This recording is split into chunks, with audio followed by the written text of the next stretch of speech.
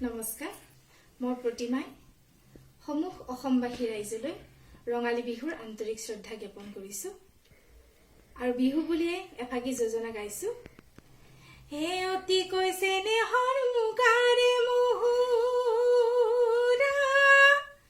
অ তাতো কৈছে নে হৰৈ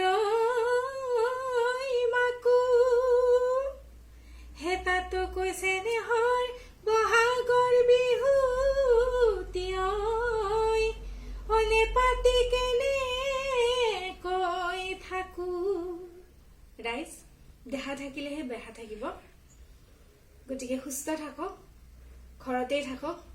ঘৰখনৰ নিচিনা সুৰক্ষিত ঠাই আৰু আমাৰ নাই সকলোৱে শান্তিত থাকক আমাৰ মৰমৰ ভূপেন দাই কৈ থৈ গৈছিলে বিহুতি বছৰি আহিবা অসমীয়া আইকে জগাবা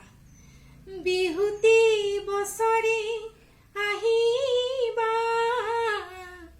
অসমীয়া আইকে জগাবা